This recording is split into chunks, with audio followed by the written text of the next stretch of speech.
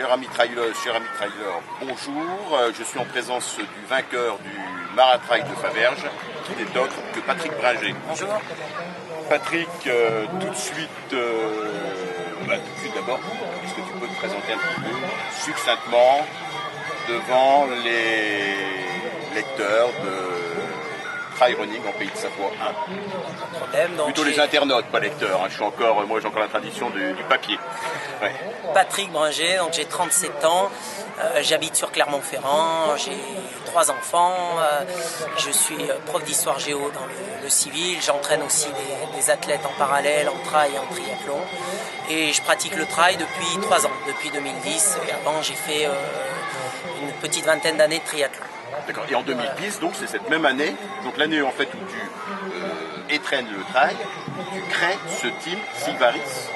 Tout à fait. Au début, venant du triathlon, j'avais quelques contacts avec des partenaires. Je voulais en faire profiter des personnes qui n'étaient dans aucun trail à l'époque, des jeunes en particulier comme Nicolas Martin qui s'est bien affirmé depuis, ou Martin Ray. Et donc après, très rapidement, j'ai laissé le projet à Johan Medec qui gère ça depuis 3 ans. Voilà, c'est le véritable manager. Pleinement, voilà, c'est le manager. Moi, je ne fais que courir. C'est lui qui gère tout de A à Z maintenant, les relations partenaires, etc. Et en même temps, c'est très bien, Patrick, l'art d'être concis, puisque tu as dit en même temps les 4 des athlètes qui font partie du team Silvaris. Il manque plus que Yann Curien. Yann Curien qui est connu pour ses belles prestations au Templier. Il réussit toujours bien en fin de saison.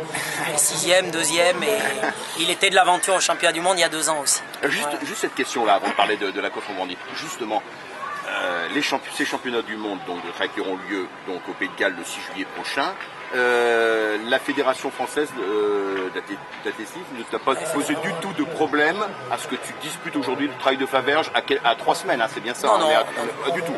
Non, il y a des règles qui sont établies. Celles-ci, elles étaient qu'on avait le droit de courir jusqu'au 16 juin, donc jusqu'à ce week-end-là, sur une distance ne dépassant pas guère les 40 km.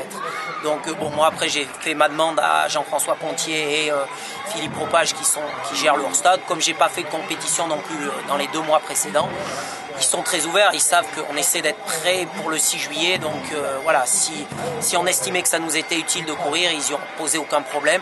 Et cette semaine, on était d'ailleurs en stage fédéral là, toute la semaine. Et voilà, c'était une façon de conclure le travail. Maintenant, il reste 3 semaines essentiellement consacrées à la récupération, à l'affûtage. Donc moi, je trouve que la date était idéale. Et là, au niveau des championnats du monde, on va juste une dernière question. Ton objectif là-bas, le podium individuel ou alors plutôt le podium par équipe? Non, moi l'objectif unique, il est vraiment d'essayer de reconquérir le titre par équipe qu'on a eu il y a 2 ans.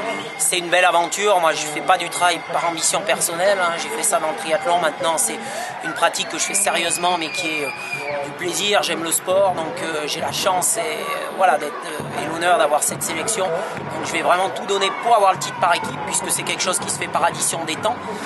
Et puis bien sûr, si j'ai l'occasion comme en 2011 de faire une bonne place individuelle, je le ferai, mais je pars vraiment dans cet esprit d'essayer d'être dans les 3 Français qui classeront l'équipe, de gagner le titre par équipe, et si je peux faire dans les 8 individuels, évidemment, je le ferai avec plaisir. Ça serait, si j'avais un objectif à donner, ça serait celui-là. Tu es modeste hein, quand même, Patrick, c'est très bien, c'est tout à ton honneur, hein, parce que non, mais je vois tes prestations qui sont quand même tout à fait remarquables, hein, notamment ta prestation à la Transvulcania. Alors la Transvulcania, je pense que c'est intéressant parce que beaucoup de gens ont tendance à dévaloriser le niveau français. On s'aperçoit depuis un petit moment, les Templiers l'an dernier, il y a eu beaucoup de points sur les étrangers qui venaient. Au final, c'est Fabien Antolinos qui gagne brillamment. Nicolas Martin était au niveau d'un Miguel Heras. Donc je crois qu'on a une densité en France aujourd'hui qu'il ne faut pas mépriser. Et la Transvulcania que j'ai abordée aussi sans préparation spécifique parce que c'est très particulier, hein, ça se dispute à plus de 2000 mètres tout le temps. Je suis arrivé l'avant-veille, donc terminé 5e à une vingtaine de minutes je crois de journée, avec un final un peu difficile puisque j'ai crampé. C'est satisfaisant et ça, je trouve que ça montre qu'en France on n'a rien à envier aux autres nations en tout cas. Et au championnat du monde c'est difficile de te dire aussi aujourd'hui un objectif individuel puisque les pays ont jusqu'au 16 juin pour faire leurs engagés individuels, donc on ne connaît pas au jour d'aujourd'hui nos adversaires, donc oui, tu as raison, on verra sur place. Voilà. De montrer que le niveau le trail français n'a rien à envier aux autres pays. Oui, je pense. Surtout qu'on ne peut pas l'oublier en Irlande. Hein. En Irlande, l'équipe de France truste à la fois le podium par équipe, mais également les deux plus hautes marches individuelles. Hein. Tout à fait. Ça fait 3-4 ans, je pense que personne domine le trail en France. Il y a plusieurs athlètes qui sont des bons compétiteurs. Il n'y a personne franchement au-dessus du lot. Et par contre, on a une densité, je pense que dans pas d'autres pays. C'est-à-dire qu'il y a 10-15 athlètes qui... Voilà, un coup, là, aujourd'hui, je suis devant. Nico Martin, là, que j'entraîne, qui est aussi de la sélection. L'an dernier, il m'a battu 2 ou 3 fois. Bon, voilà, Fabien Antoninos, des fois, je suis devant, des fois, il est devant. Eric Clary aussi. Bon, voilà, il faut accepter que personne domine. Selon les épreuves, l'époque de la saison et le dénivelé, il y en a qui sont parfois meilleurs. Voilà, c'est le jeu et je pense que ça nous booste aussi parce que du coup, rien n'est acquis. Il y a cette densité-là qui est intéressante. Patrick, on en vient là au trail de Faverges, donc c'est la première fois que tu viens ici. Hein. Tout à fait. Tu peux nous dire pourquoi tu venais là? Est-ce que tu as en vue le TTN ou absolument pas? Tu es venu uniquement pour cette épreuve? Non, pas forcément, parce que c'est vrai que ça nécessite de faire 3 manches, donc je ne sais pas si je pourrais les faire. Non, l'objectif c'était vraiment, voilà, je voulais à 3 semaines avant les mondes d'avoir une course relevée. Quand j'ai vu le plateau augmenter comme ça au fil des semaines, je me suis dit que c'était bien de venir ici. Parfait, en plus, la région, et voilà, moi j'adore courir en montagne, c'est ce qui me plaît, hein, monter haut, redescendre. Donc voilà, je connais un petit peu Annecy, donc voilà, l'occasion était rêvée. Et puis cette semaine, je ne l'ai pas regretté quand j'ai vu le bon plateau d'athlètes. C'était bien, à mon avis, de disputer aussi une épreuve relevée qui parte vite, puisque ça sera ce qu'on va connaître dans 3 semaines. Voilà. Mais vraiment une très belle épreuve, je ne regrette pas. C'est splendide.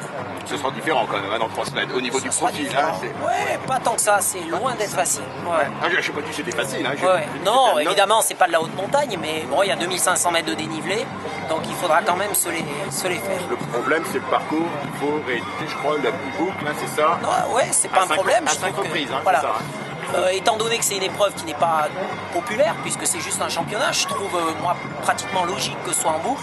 Je trouve que c'est même une très bonne chose. Ça va permettre au staff, au public, s'il y en a un petit peu, si on veut que ce championnat il soit un peu suivi par les habitants, si on nous envoie 70 km dans la Pampa, c'est sûr qu'on va faire notre course tout seul. Donc je trouve le principe bien. Ça va donner un aspect mental qui sera difficile. Moi j'ai connu ça, les allers-retours en triathlon, c'est dur. Donc je pense que quand on va partir pour la 4e, pour la 5e boucle, ça va rendre la chose beaucoup plus difficile, avec sûrement un départ plus rapide aussi. Donc voilà. Si c'était une course populaire, évidemment, comme tout le monde, je critiquerais ce format-là. Le fait que ça soit une épreuve qui est uniquement un championnat, je trouve au contraire que c'est logique que ce soit en boucle. D'accord. Alors au sujet du marathon de Faverges, la victoire, elle s'est concrétisée comment? Ça a quand même mis du temps, j'avais pas des sensations énormes au départ parce qu'on s'est pas bien ménagé depuis un mois et puis même cette semaine là, jusqu'à hier, il fallait quand même suivre l'entraînement avec les copains en stage. On est parti à 5 avec Clovis Dalban, Greg Vollet, Nicolas Pianet, Maxime Durand. Donc on a basculé en haut en fait, effectivement quand même à la mi-course, pratiquement tous étalés sur 200 mètres. Donc à ce moment-là c'était loin d'être fait, surtout que je sais que Greg Vollet descend très vite. Et puis en fait l'écart s'est fait en descente. Donc ça me fait plaisir parce que les autres années j'avais du mal. Et Greg a mis un gros tempo dans cette descente jusqu'au ravitaillement, on a fait l'écart. Donc partant de là, moi après le ravitaillement j'ai continué à mon rythme, je crois vraiment pas avoir accéléré. Lui il a un petit peu explosé. Et bon après j'ai essayé jusqu'au bout de garder un certain tempo, d'être relâché et puis voilà, on ne sait pas bien hein, sur ces circuits quand il y a des petits parcours, quand on recroise les autres jusqu'au bout, tu ne sais pas bien où t'en es, donc tu gardes le rythme le meilleur possible. L'écart, parce que je ne connais pas du tout les classements, l'écart avec ton dauphin? Je ne saurais pas dire, je pense qu'il y a un petit peu quand même, pendant un moment on m'avait annoncé 8 minutes dans la course, je crois qu'il y a peut-être une douzaine de minutes, 10-12 minutes à l'arrivée. Ah ouais, bah quand même, ouais, d'accord. Donc c'est assez conséquent. Après c'est Nicolas Martin donc, qui est rentré de l'arrière et c'est quand même tout à son honneur parce que lui il a suivi la semaine intégrale de stage et c'était quand même très dur, un petit peu la course tous les jours, donc il a du mérite de faire 2 aujourd'hui parce que là avec du repos il devrait être beaucoup mieux. Voilà, moi j'avais fait qu'une partie du stage parce que je ne pouvais pas m'absenter à cause du travail, donc j'étais quand même un petit peu plus fréquent.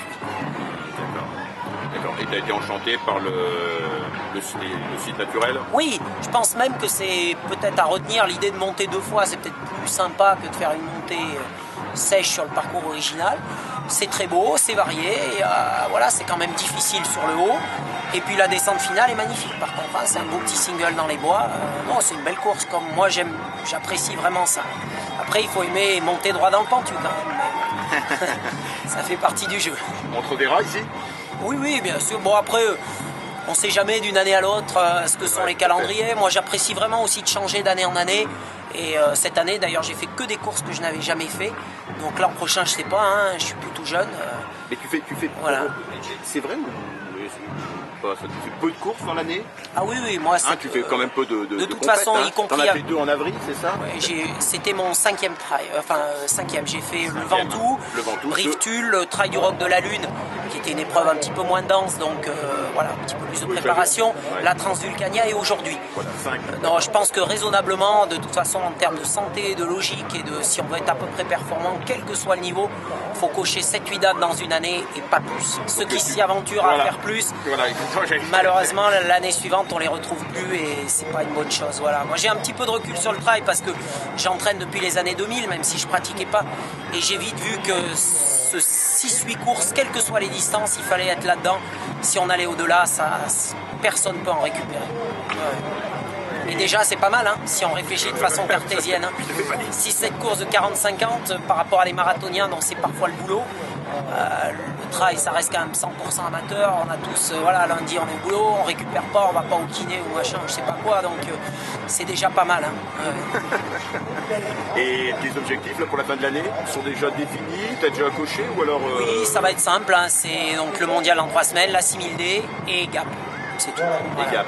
Voilà, Ah oui, les championnats de France. quand même une seule épreuve alors pour être placé sur le TTN. Non, même pas, parce que les championnats du monde comptent. Ah bah oui, les championnats, championnats du monde comptent. Ah oui, comme en fait on est pénalisé puisqu'on ne peut pas faire... Et puis les championnats de France. De France, bien sûr. Comme les championnats de France, c'est différent, c'est obligatoire. Ouais. Mais les championnats du monde, comme on est pénalisé par une manche du TTN qui en même temps, ils sont inclus dedans. Après, c'est plus dur de faire la même place que sur un TTN. Pour cette INEPSI, là, non, non. Voilà. Non, mais c'est pas... voilà, Gap, ça sera quand même un moment intéressant. Je ne sais pas ce que je peux y faire, mais premier championnat de France sur un jour, je crois que tous ceux qui ont le niveau de pouvoir rentrer dans les 10 seront au départ. Parce que ça va être quand même un jour, une nouvelle ère pour le trail. C'est une belle reconnaissance. Hein, ça manquait vraiment. C'était réclamé depuis 2-3 ans par les athlètes auprès de la FFA. Il y en a dans toutes les autres disciplines. Je crois que voilà, pour ceux qui auront la chance de passer la ligne devant, ou puis même pour ceux qui vont faire 100, 150, 200e, ben voilà, on est 150 comme on est 150 en France de cross. L'année suivante, on essaie de faire mieux. Ah oui, ça manquait. C'est une très très bonne chose pour la discipline. Circonspect vis-à-vis du circuit TTN, non? Ah, pas du tout.